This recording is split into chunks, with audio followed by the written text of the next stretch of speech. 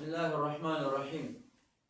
ګوره محترمو، کله چې ماشوم منګه په مثال وایو یا یې باندې پوهه کو نو دې نه پس په دې د اجوب ورته وښیو. نو دې ته به ووایو چې ګوره مثال کې چې کوم دی د فاعل لام کلمې کې د مثال تعلق فا کلمې سره او په اجوب کې به د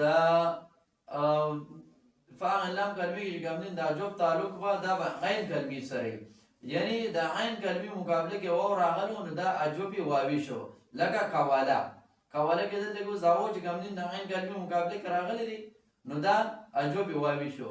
کوچري د عین کلمې مقابله کې یا راغلي وا لکه بیاما نو دا به اجوبي یا نو د اجوب تعلق چې کوم دین هغه سره عین کلمې سره دی. کله عین کلمې مقابله کې واو راغلو نو اجوبي واوي شو، کله عین کلمې مقابله کې یا راغلي وا نو اجوبي یایی شو. بس ماشوم ته دی ساده پښتو کې په دې باندې پوهې کو، په دې کې ورسره کوم دین بیا اجرا دي ورسره وکوا.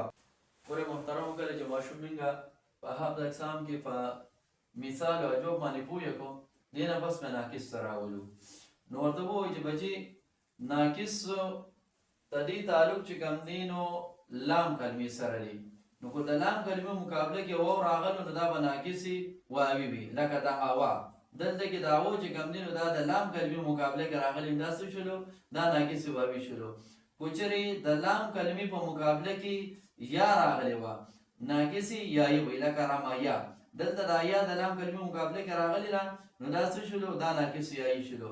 نو ماشوم ته دی وایو چې د ناقص تعلق چې کوم دینو هغه لام کلمې سره دی، د اجوب تعلق چې کوم دینو هغه عین کلمې سره دی، او د مثال تعلق چې کوم دینو هغه سره دی هغه فا کلمې سره دی. او دې طریقې سره په هفت اقسام کې په دې درو کې په مثال کې اجوب کې او ناقص کې او ماشومان سره کوم دینو اجرا به کې ورسره کې په دې کې و چلو ان شاء الله ولې ځا به کوم دینو بځه د راټي ډیر خاص سره چې کوم دینو وروړي.